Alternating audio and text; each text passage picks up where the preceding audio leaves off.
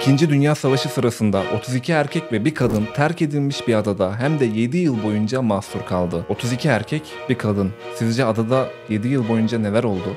Selam dostlarım, ben Çağrı. Aşağıdan like attıysanız hemen videomuza başlayalım. 1940'lı yılların başıydı. Pasifik Okyanusu'nun ortasında bir nokta kadar küçük ve izole bir ada. Anatahan veya Anatığhin, nasıl okunduğu konusunda tam emin değilim. Anatığhin. Anata. Adını belki de sadece birkaç kişi biliyordu. 1944'te bu küçücük ada sıra dışı bir hikayenin merkezi haline gelecekti. Kazuko Higa o zamanlar 27 yaşında genç bir Japon kadın. Kazuko adaya 1944 yılında kocasıyla beraber çalışmak için gelmişti. Çift adada Japonya tarafından işletilen bir Hindistan cevizi plantasyonunda çalışıyordu. Kazuko Higa plantasyon liderinin yardımcısı olan Tsuochi Higa'nın eşiydi. Tsuochi savaşın endişesiyle ailesini kontrol etmek için Saipan'a dönmeye karar verdi. Dönmeden önce de eşi Kazuko'yu patronu Kukuichiro Higa'ya emanet etti. Kazuko'nun kocası bir daha geri dönmedi. Bu sırada 2. Dünya Savaşı tüm şiddetiyle devam ediyordu. Pasifik adaları stratejik bir öneme sahipti ve bu nedenle sık sık savaşın etkilerini hissediyordu. Anatahan Adası ABD ve Japonya arasındaki savaştan doğrudan etkilenmemiş olsa da savaşın yankıları buraya kadar gelmişti. 30 Haziran 1944'te Japonya İmparatorluğu donanmasına ait olan bir gemi Kikikawa Maru ABD kuvvetleri tarafından batırıldı. Bu gemiden kurtulan 31 denizci küçük sandallarla Anatahan Adası'na kadar ulaşmayı başardı. Denizciler adaya çıktıklarında Kazuko Higa ve birkaç plantasyon işçisi dışında kimse yoktu.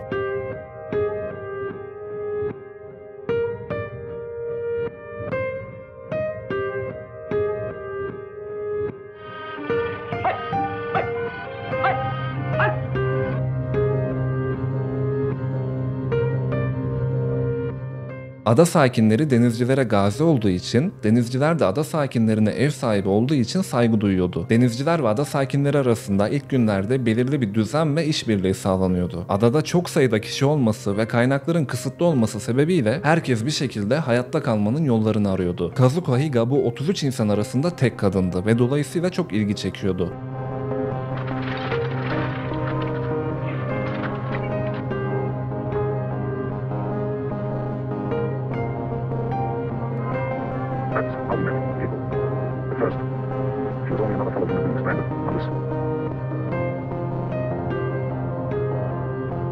Higa'nın varlığı hem bir umudun simgesi hem de sonradan çıkacak olan çatışmaların asıl sebebi olacaktı. Başlangıçta adaya çıkan denizciler arasında bir işbirliği vardı. Ancak kaynakların sınırlı olması ve adadaki tek kadın Kazuko Higa'nın varlığı kısa sürede gerginliklere yol açtı. Denizciler arasında liderlik mücadelesi ve Higa'nın dikkatini çekme çabası arttı. Higa artık adanın kıymetli incisiydi.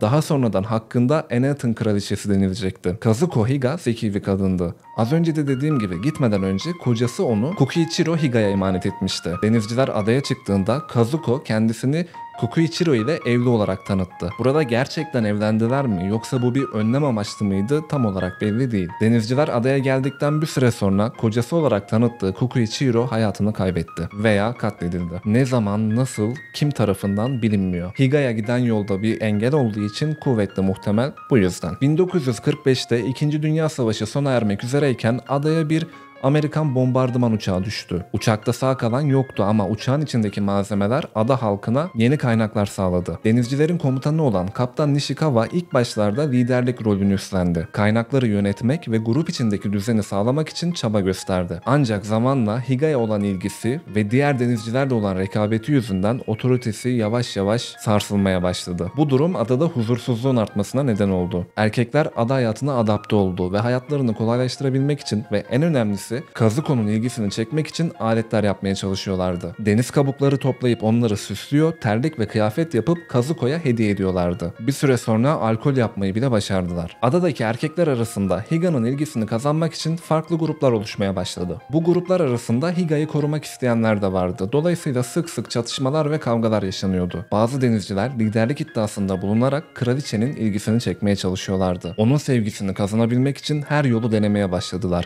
Dolayısıyla adadaki düzen bozuldu ve şiddet olayları arttı. Kazuko bu süreçte büyük psikolojik baskı altındaydı. Hem hayatta kalabilmek için hem de kendini koruyabilmek için stratejik kararlar almaya çalışıyordu. Higa zaman zaman bazı denizcilere yakınlaşarak kendi güvenliğini korumak için ilişkiler kuruyordu. Ancak bu durum diğer denizciler arasında öfkeye ve kıskançlığa sebep oldu. Kaptan Nishikawa adaya ilk çıktıklarında liderlik rolünü üstlenmişti. Ancak zamanla otoritesi azaldı ve Kazuko Higa'nın ilgisini çekmeye çalıştığı için diğer denizciler tarafından katledildi. Kiyoyasu Matsuo, Kazuko Higa ile ilişki kurmuş diğer denizcilerden biriydi. Ancak bu durum diğer denizcilerin hoşuna gitmedi. Kıskançlık ve öfkeye sebep oldu. Bu nedenle Matsuo diğer denizciler tarafından yok edildi. Masakatsu Iwasa adada Higa ile ilişkisi olan bir diğer denizciydi. Iwasa'nın da diğer denizcilerle çatışması ve kıskançlıkları vardı. Iwasa bir gece diğer denizciler tarafından saldırıya uğradı ve katledildi. Shinichiro Ozawa adadaki diğer denizcilerden biriydi. Tahmin edeceğiniz üzere Higa'nın ilgisini çekmeye çalışıyordu. Ancak diğer denizciler bundan hoşlanmadı. Ayrıca lider olma çabası vardı. Bu sebepten bir kavga esnasında hayatını kaybetti. Kazuko'yu elde edemeyen erkekler ona zorla yaklaşmaya çalıştılar ve defalarca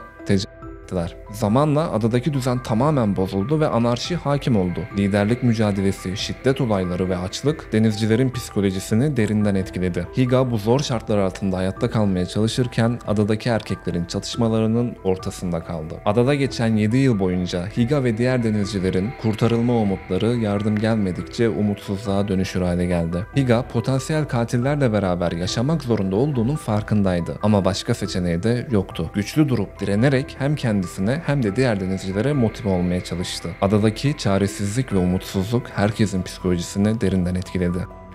1950 yılı Kazuko Higa için önemli bir dönüm noktası oldu. Adada geçen yıllar boyunca Higa'ya olan kıskançlık ve ilgi artık zirveye gelmişti. Bir grup erkek neden birbirimize savaşıyoruz ki, sorunun kaynağını direkt ortadan kaldıralım, bu sorun da çözülsün düşüncesini benimseyip Kazuko'ya suikast planladılar. Suikast girişimini planlayan grup Higa'yı öldürerek adadaki düzeni sağlamak ve liderlik mücadelesini tamamen bitirmek istiyorlardı. Bir gün Kazuko erkeklerin hareketlerinde bir tuhaflık sezdi ve bir şeylerin yanlış gittiğini hemen anladı. Daha önceden de olduğu gibi galiba birini katledecekler diye düşünmeye başladı. Ama kendisinin olabileceğini hiç aklından bile geçirmemişti. Bir gece suikast girişimini gerçekleştirmeye karar verdiler. Higa'nın kaldığı yeri dikkatle izleyerek onu hazırlıksız yakalamayı planlıyorlardı. Ancak Higa'nın içgüdüleri, dikkatli olması ve erkeklerden birinin onu uyarması sonucunda Higa direkt ormana kaçtı. Denizciler adayı o gece didik didik aradı ama Kazuko'yu bulamadılar. Tam o sırada bir Amerikan keşif uçağı adada bir şeyler olduğunu fark etti. Kazuko suikast girişiminden kaçtıktan sonra Amerikan askerleri tarafından fark edildi ve kurtarıldı. Higa Amerikan askerlerine adadaki durum hakkında bilgi verdi ve Japonya'ya geri döndü. Şanslıydı çünkü Amerikan askerleri ilk önce Higa'ya ulaştılar. Tam tersi bir senaryoda işi daha zor olabilirdi. Japonya'ya döndüğünde adada kalan erkeklerin kurtarılması için yardım istedi. Higa'nın döndükten sonra hükümete verdiği bilgiler adada kalan diğer insanların kurtarılması için bir operasyon başlatılmasını sağladı. Amerikan askerleri adaya gitti ama adadaki erkekler halen daha savaşın bitmediğine inanıyorlardı. Bu arada adayı savunabilmek için bombardıman uçağından aldıkları ve batan gemiden kalan silahları toplayıp adanın farklı yerlerine savunma alanları kurmuşlardı. Erkekler hala savaşın bittiğine inanmıyordu. Bu yüzden Amerikan yetkilileri ve Japon hükümeti adada kalan erkeklerin kurtarılması için ortak bir operasyon düzenledi. 7 yıl sonra adada kalan 20 erkek sonunda kurtarılmıştı ve hepsi Japonya'ya döndü. Bu arada şu an gördüğünüz fotoğraflar gerçek fotoğraflar. Hayatta kalan denizcilerden bazıları Kazuko'yu manipülatif ve kendi çıkarları için olayları lehine çevirmek için elinden gelen her şeyi yapıyor diye tasvir ederken diğerleri onu cesur ve hayatta kalmayı başarabilen bir kadın olarak görüyordu. Kazuko Higa'nın Anatehan adasında geçirdiği yıllar insan doğasının sınırlarını zorlayan, umut, çaresizlik ve güç arasında gidip gelen bir hikaye olarak tarihe geçti. Bu hikaye savaşın ve özellikle izolasyonun insanlar üzerindeki etkisini gösterdi. Higa'nın cesareti ve direnci, denizcilerin liderlik arzusu ve kudurukluğu bu trajik hikayenin unutulmaz bir parçası oldu. Higa hayatının geri kalanını bu deneyimlerin izleriyle yaşarken onun hikayesi kitaplara, filmlere ve YouTube videolarına konu oldu. The rest of us surrendered gladly. We had lost the battle over our sacred mountain. It took 10 hours to retrace a journey of 19 days ourselves. Brother and sister were there, tall about Keiko. She too must have been there.